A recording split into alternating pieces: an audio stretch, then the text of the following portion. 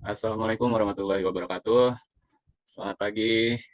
Kami dari kelompok 11B pertemuan 15 ingin mempresentasikan hasil diskusi kami mengenai buku Communication, Teori, Media, Teknologi, dan Society. Anggota kelompok kami yang pertama ada Abdul Fattah, yaitu saya sendiri. Yang kedua ada Arya Megananda. Yang ketiga ada Amariski Januar. Untuk pembahasan bab pertama, saya serahkan kepada Amar Januar. Waktu dan tempat saya persilakan.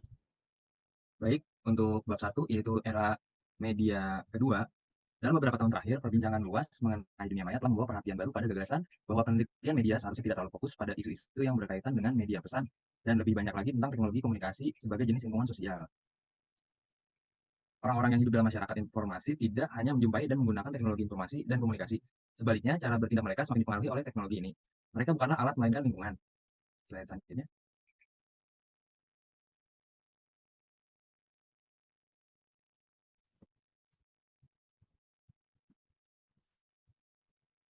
Komunikasi dalam budaya cyber. Pada dekade terakhir abad ke-20, munculnya teknologi interaktif global seperti internet dalam kehidupan sehari-hari di negara-negara kapitalis maju secara dramatis mengubah sifat dan cakupan media komunikasi. Transformasi ini menandai deklarasi era media kedua yang dipandang sebagai penyimpangan dari dominasi penyiaran seperti surat kabar, radio, dan televisi. Menariknya, munculnya era media kedua hampir secara eksklusif didasarkan pada kebangkitan media interaktif, terutama internet, dan bukan penurunan siaran televisi. Perbedaan historis pada era media pertama dan kedua yaitu era media pertama terpusat, lalu di media kedua ini terpusat namun banyak berbicara kepada banyak orang. Yang kedua, komunikasi satu arah pada media pertama, sedangkan di media kedua komunikasi menjadi dua arah. Pada media pertama cenderung pada kontrol negara, sedangkan pada media kedua, era media kedua menghindari kontrol negara.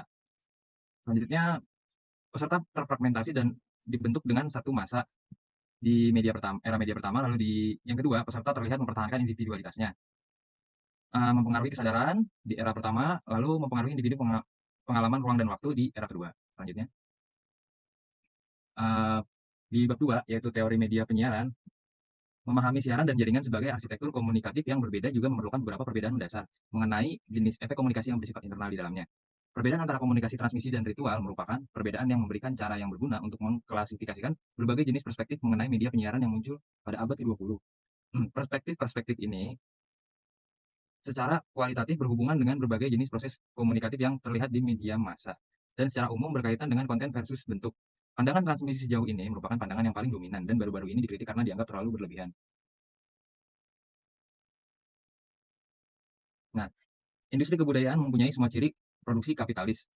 Produk-produknya terstandarisasi, tidak memiliki nilai estetis, dan mampu diproduksi secara massal, serta dikonsumsi dalam skala yang sama besarnya dengan skala produksinya.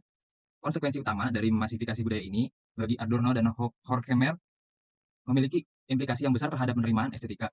Seni dihargai bukan karena kemampuannya menyampaikan kebenaran atau keindahan, namun karena daya jualnya. Sebuah film Hollywood harus memiliki adegan seks dan kejar-kejaran mobil yang dilakukan dengan cara tertentu.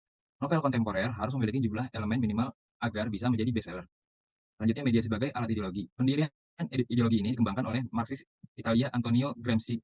Melalui konsep hegemoni, hal ini mengacu pada perjuangan ideologis di mana kelas penguasa berkompromi dengan kelas pekerja sebagai imbalan atas kepemimpinannya dalam masyarakat secara keseluruhan. Ini adalah bentuk kekuasaan konsensus di mana Gramsci mengidentifikasikan media massa sebagai pusatnya. Medianya adalah pesannya. Pendapat McLuhan adalah bahwa teknologi media membawa perbedaan kekhususan temporal dan spasial yang sesuai dengan kerangka kerja tertentu atau persepsi. Bagi Innes, tradisi lisan perlu direklamasi. Penyiaran adalah milik kerajaan ruang angkasa, dan pada saat dia menulis pada awal tahun 1950-an, penyiaran telah menjadi struktur hubungan kekuasaan yang ada. Bagi Meyerowitz, media elektronik melakukan reteritorialisasi sense of place dan kondisi spasial, politik, dan sosial dari sense of place tersebut. Selanjutnya, media massa sebagai bentuk akses dominan terhadap realitas sosial. Baudrillard berpendapat bahwa naiknya budaya gambar menghasilkan krisis dalam representasi itu sendiri.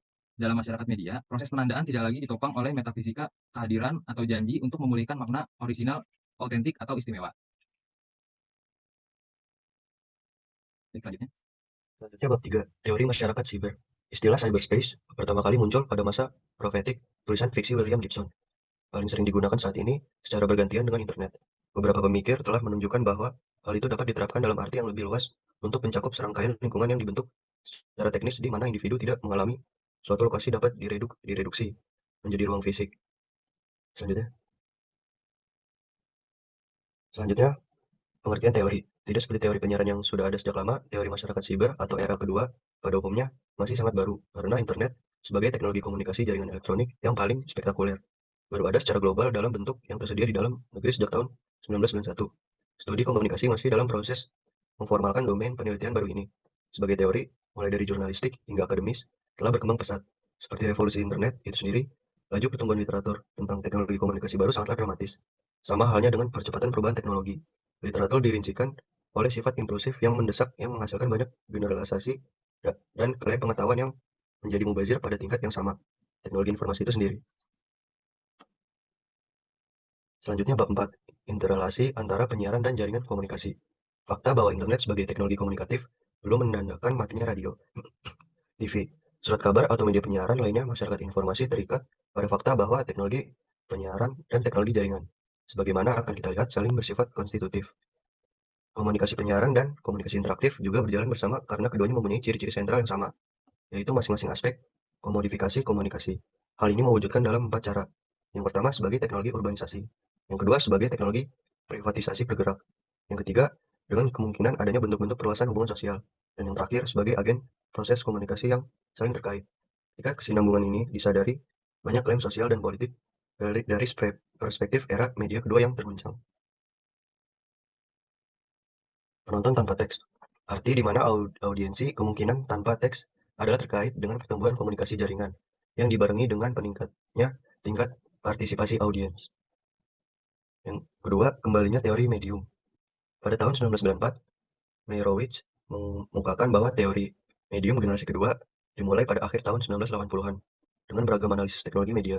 Dia menunjuk ke fakta bahwa beragam bentuk komunikasi mulai ada dilihat kembali dari sudut pandang medium. Penilaian ulang fotografi, jaringan komputer, teks elektronik, mesin pintar, TV versus media cetak, dan hubungan antar teknologi komunikasi, ruang publik dan perubahan sosial terdaftar sebagai bidang studi medium gelombang kedua.